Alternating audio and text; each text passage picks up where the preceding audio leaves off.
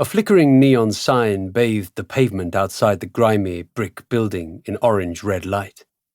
An electrical buzz carried over the clatter of pedestrian footsteps and the hum of the drinkers inside the pub.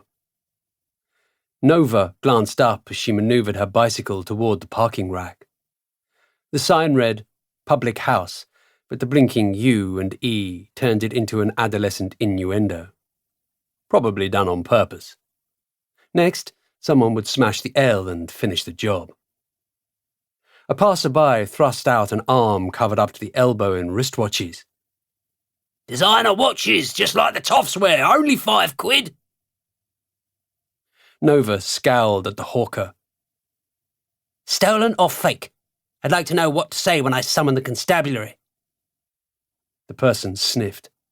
"Uptowner, eh? Welcome to Dystopia."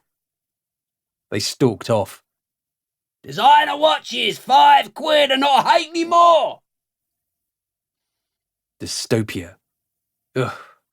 How the population of downtown could use the wretched nickname with pride she'd never understand. Nova parked her bike. It was cleaner and newer than most of the bikes on the rack, and she hesitated before letting it go. She didn't have a lock. The RMC didn't issue locks with their bicycles, and she'd never needed one before.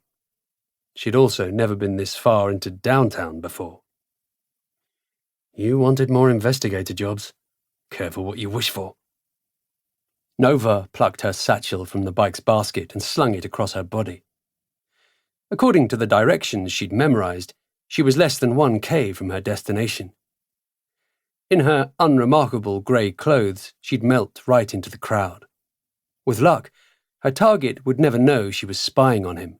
She'd be in and out in no time. One city block later, she was forced to admit that navigating had proven trickier than expected.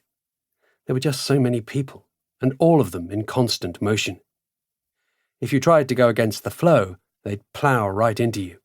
And if you slowed down or stopped to get your bearings, they'd brush past you with a muttered, "Bloody tourist."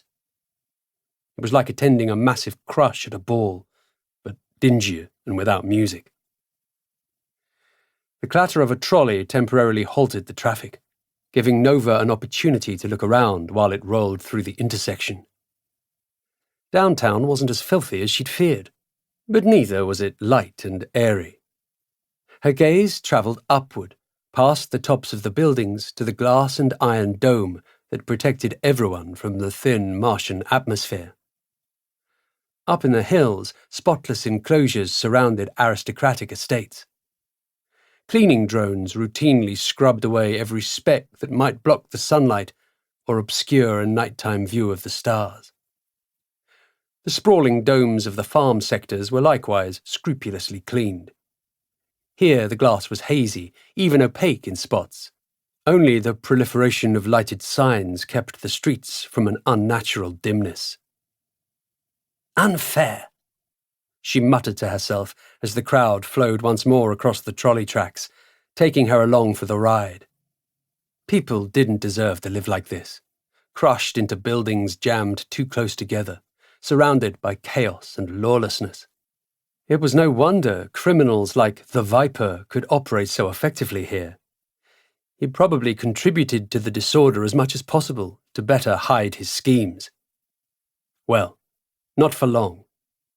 Nova was duty-bound to serve the people of Utopia, and right now that meant freeing them from the clutches of a master smuggler.